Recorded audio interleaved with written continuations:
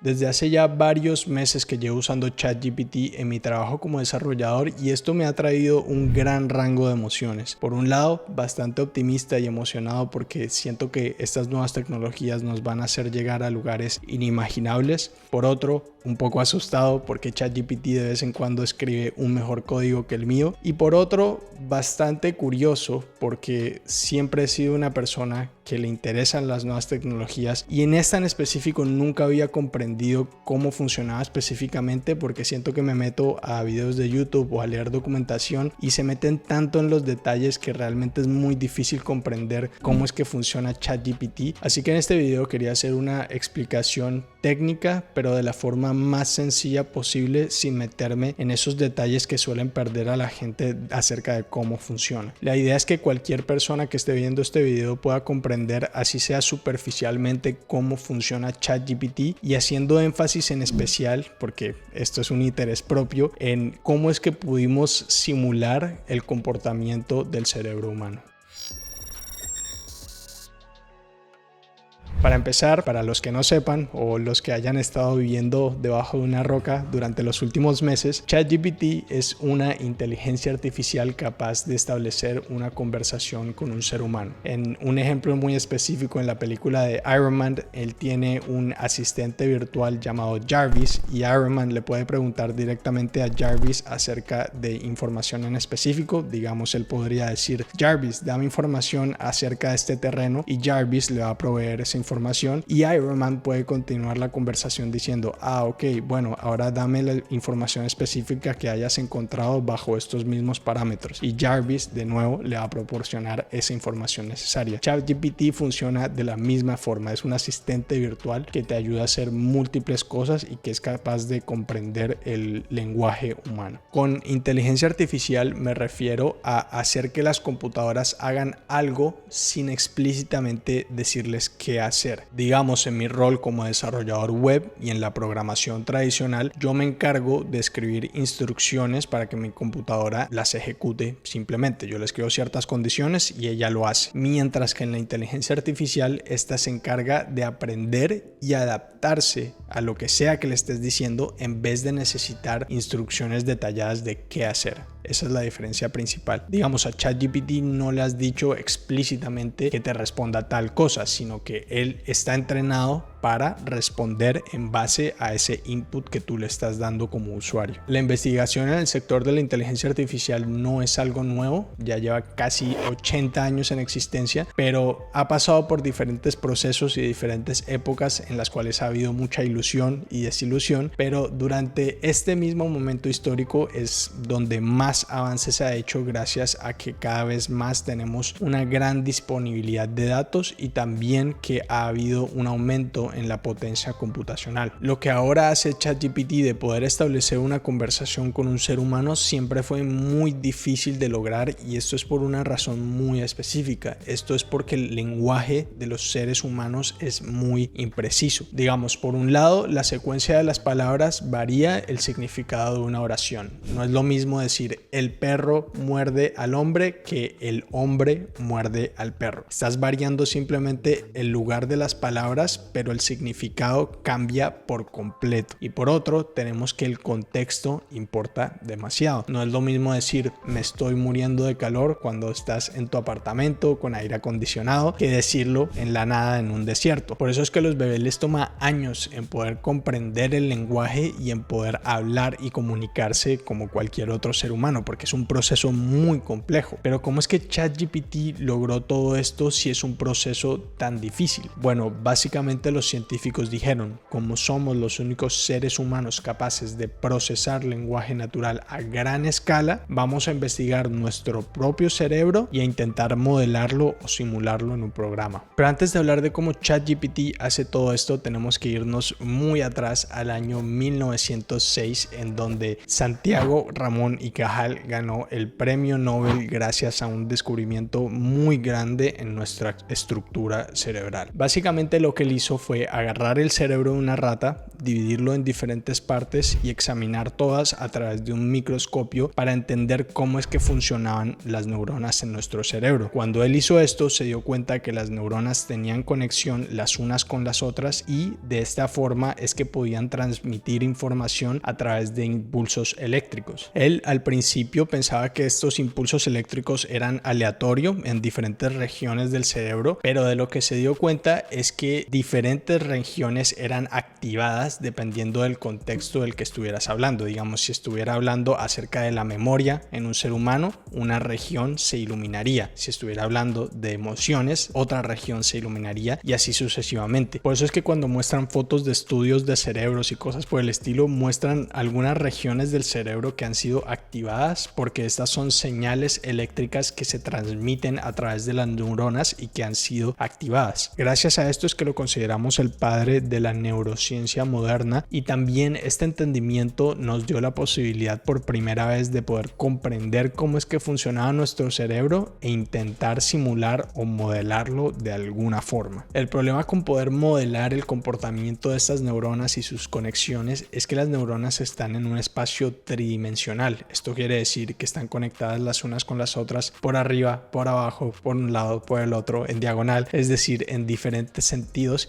y también que tenemos más de 86.000 millones de neuronas en nuestro cerebro. Para entender todo este proceso les pongo un ejemplo. Digamos que tú estás escuchando una canción. Esa canción va a generar ciertas vibraciones y esas vibraciones van a ser captadas a través de nuestros receptores auditivos y esos estímulos van a ser convertidos en señales eléctricas. Una vez son convertidos en señales eléctricas, nuestras neuronas empiezan a recibir esa información, se activan y siguen propagando esa información a través de diferentes áreas en nuestro cerebro. Algo que me parece muy loco es que a pesar de que estés recibiendo el mismo estímulo, digamos en este momento estamos hablando de la audición, si tuvieras dos canciones diferentes, dos patrones diferentes en nuestro cerebro se generarían independientemente de que sean el mismo estímulo. Es decir, siguen siendo vibraciones, pero las áreas que se van a iluminar en nuestro cerebro van a ser diferentes. Y la parte final de todo este proceso es que nuestro cerebro interpreta estas señales y después nos genera una respuesta que es entendida por nosotros.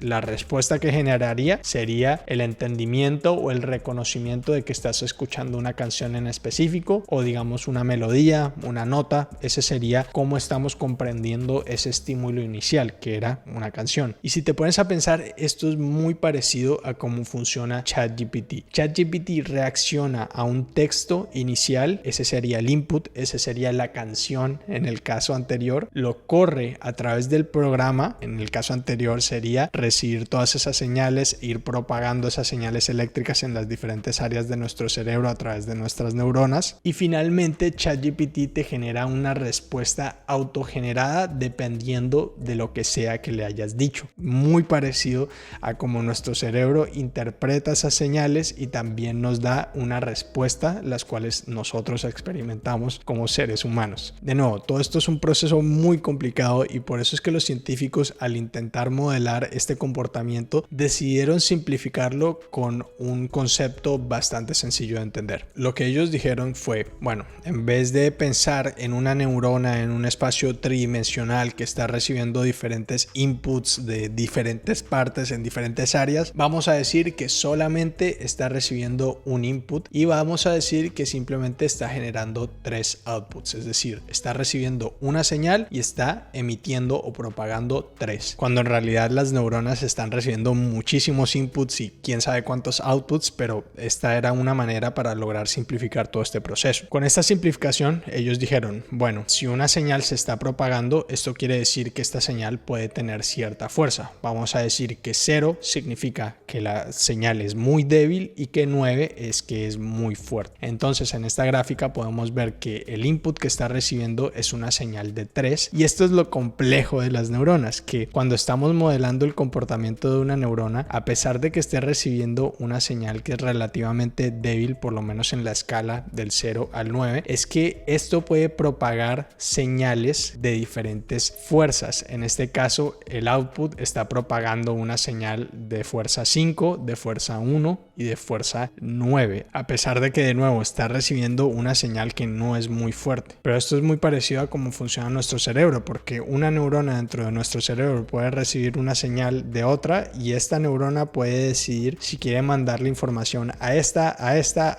o a esta de diferentes señales, y después esas mismas deciden a cuáles mandarles y así ir propagando toda esa red o ir iluminando toda esa región dentro de nuestro cerebro. El primer caso que tuvo éxito con este modelo fue el reconocimiento de imágenes. En un experimento, los científicos tenían miles de fotos de perros, aves y gatos y querían básicamente que la inteligencia artificial decidiera cuáles fotos representaban perros, cuáles fotos representaban gatos y cuáles fotos representaban aves. Es decir, categorizar cada una con su correspondiente etiqueta. Lo interesante de este experimento es que al principio la inteligencia artificial fallaba por completo. Tú le das una foto de un perro y decía gato, le das una foto de un gato y decía ave, y así sucesivamente. Básicamente, de la forma en la que fueron corrigiendo este comportamiento hasta que eventualmente daban con la respuesta correcta, es que les voy a poner la siguiente hipotética situación. Digamos que estamos en el input layer y que la neurona 1 está recibiendo una señal. Esta neurona 1 propaga información a la neurona 1 de la capa 2, a la neurona 2 y a la neurona 5, es decir, ignorando por completo la neurona 3 y 4. En ese punto ya esas dos neuronas no seguían transmitiendo información a las otras neuronas, pero la 1, 2 y 5 sí. ¿Qué pasa? Cuando llegaban al punto final, al output layer, y fallaban por completo, los científicos le decían al modelo de inteligencia artificial: oye, está mal, cambia de alguna forma tu comportamiento. Esto hacía que la inteligencia artificial cambiara ligeramente en la propagación de esas señales. Entonces, digamos que en vez de mandarle a la neurona 1, le mandaba a la neurona 3. Y era un cambio sutil, pero era un cambio necesario para poder entender esos patrones que se iban generando dependiendo de si era un perro, un ave o un gato. La idea es que cada vez que se iba equivocando, le dabas un pulgar abajo, y si por casualidad daba la respuesta correcta, le dabas un pulgar arriba, y así es como la inteligencia artificial iba alterando el comportamiento o las señales entre las diferentes neuronas hasta ir afinando las respuestas correctas, porque digamos, si tenías una respuesta correcta de casualidad y le dabas pulgar arriba, esto no quería decir que ya iba a determinar el resto de las imágenes. Esto simplemente quería decir que por coincidencia acertó una vez. Por eso es que muchas veces escuchamos que ChatGPT tuvo que ser entrenado, pero ya vamos a hablar de esto un poco más adelante. Algo importante que cabe resaltar es que esta simplificación de esta red neuronal que estamos mostrando es simplemente una de las múltiples opciones que hay, y es particularmente buena para el reconocimiento de imágenes, pero es terrible en otras situaciones como intentar establecer una conversación con un ser humano. Por eso es que hay diferentes redes neuronales para tener diferentes patrones que funcionan en casos específicos. En esta gráfica podemos ver una lista de diferentes redes neuronales que existen, de las cuales seguramente son muy complejas para mí de entender, y por eso es que no me voy a meter en detalle en ninguna, pero entienden básicamente el concepto. Hay diferentes redes neuronales que han sido creadas con diferentes propósitos, y dependiendo de este patrón pues pueden tener un comportamiento simple o complejo. Ahora que ya entendemos cómo es que surgieron estas redes neuronales para modelar el comportamiento del cerebro humano, ya podemos adentrarnos en cómo funciona realmente ChatGPT. ChatGPT usa una red neuronal llamada Generative Pre-trained Transformer 4 o GPT-4. Esa es la arquitectura por la cual ChatGPT logra establecer conversaciones con un ser humano. Esta gráfica representa cómo es que funciona GPT-4, y como pueden ver está compuesto en dos partes. Del lado de la izquierda tenemos el input, que es lo que entiende del ser humano, y del otro lado tenemos el output, que es la respuesta generada. Para entender la diferencia entre estas dos gráficas tenemos que entender qué es el aprendizaje no supervisado y el aprendizaje supervisado. Y les voy a poner un ejemplo de cada uno. En el aprendizaje no supervisado, digamos que tenemos un bebé. Este bebé quiere entender cómo es que se mete un círculo dentro de un rectángulo. Digamos, no sé si han visto ese tipo de juguetes en los que metes una figura dentro de otra y si no encaja, pues agarras otra figura diferente y la intentas encajar.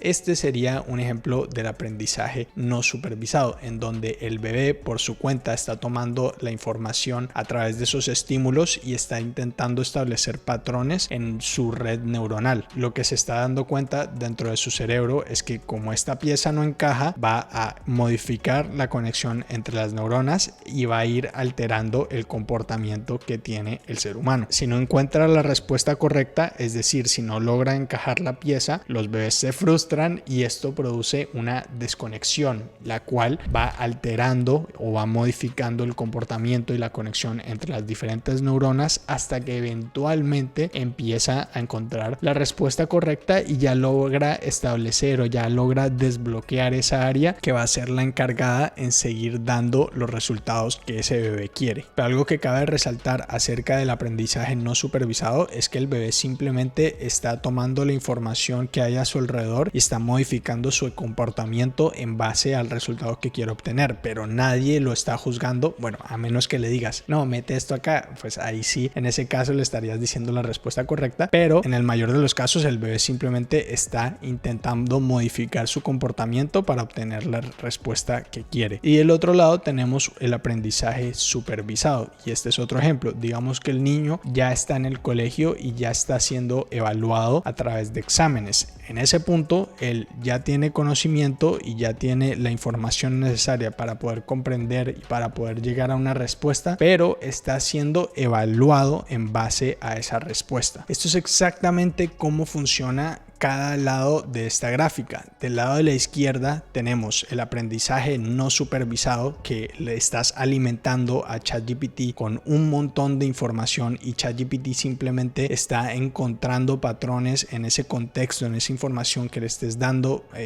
ya sea del fútbol, de la programación, de la historia, de lo que sea. Y después en el aprendizaje supervisado, del lado de la derecha de la gráfica, ya le estás diciendo qué está bien y qué está mal para que ChatGPT modifique su comportamiento. Básicamente OpenAI, que es la empresa que creó ChatGPT, tomó toda la información que hay en el internet, se la alimentó a esa red neuronal. Esa red neuronal dijo, ok, ahora estoy comprendiendo lo que esta persona me está intentando transmitir a través del chat, y después OpenAI también se encargó de contratar a miles de personas, las cuales iban a leer, juzgar y puntuar el comportamiento de la respuesta generada de ChatGPT.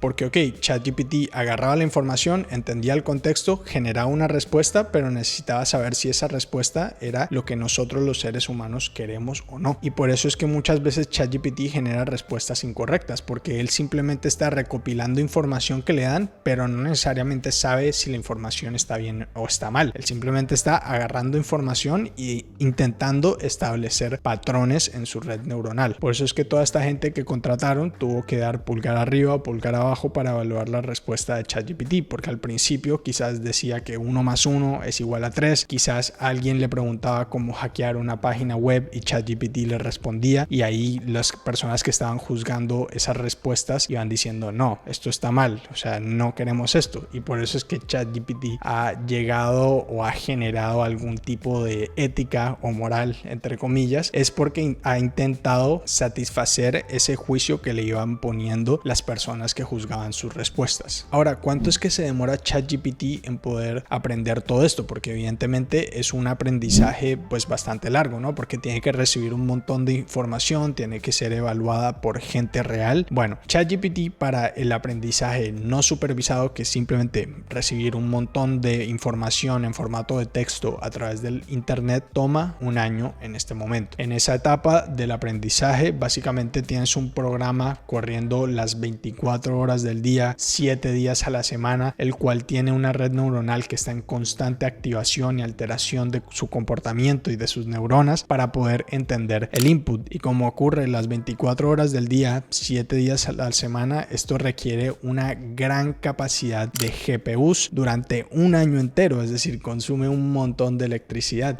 Y por eso es que habíamos dicho previamente al inicio del video que grandes avances se estuvieron dando durante estas últimas épocas gracias al aumento de la capacidad computacional. Y por otro lado, para la etapa del aprendizaje supervisado, en donde las respuestas son juzgadas por humanos, esto toma aproximadamente 6 meses. En total, a día de hoy, OpenAI saca una nueva versión de ChatGPT cada año y medio porque esta es la cantidad de tiempo que requiere en ser entrenada, y cada vez que sale una versión nueva, la red neuronal es mejorada y cada vez se usan más neuronas, es decir, entre más se usen, más inteligente la inteligencia artificial se va volviendo. Y finalmente, como ChatGPT se produce intentando modelar el comportamiento del cerebro humano, quiero hacer una pequeña comparación entre los seres humanos y ChatGPT. Por un lado, tenemos que los humanos desarrollan el cerebro por completo hasta los 25 años porque es cuando ya sus conexiones neuronales están completamente estabilizadas, por así decirlo. Si tomas a un niño, este todavía está en proceso formativo y todavía no ha terminado de desarrollar esos patrones necesarios para comprender al mundo en su totalidad, por así decirlo. Por otro lado, tenemos que ChatGPT toma un año y medio en sacar una nueva versión, la cual es cada vez mejor,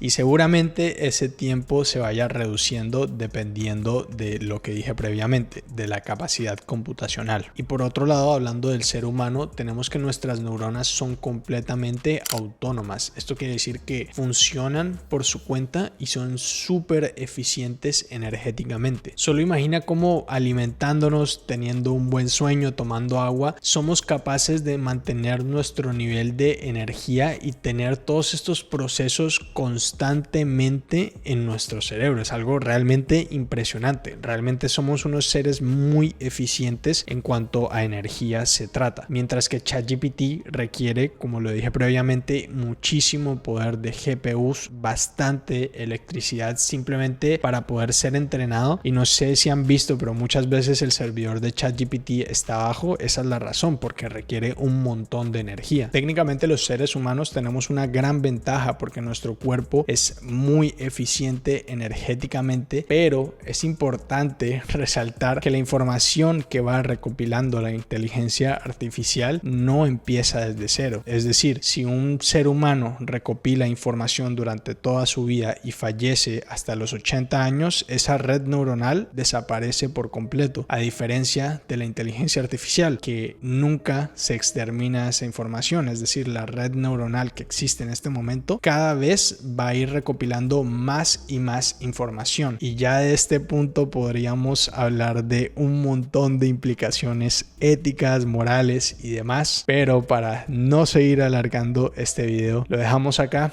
Espero que te haya gustado. La verdad es que me gustó mucho hacer esta investigación y quería compartirla para que otra persona entienda de la forma más sencilla posible. Así que si te gustó este video, pues dale like, comenta abajo, suscríbete. Estos videos toman bastante esfuerzo, así que espero que te haya gustado. Muchas gracias a todos, les mando un fuerte abrazo y nos vemos en la próxima.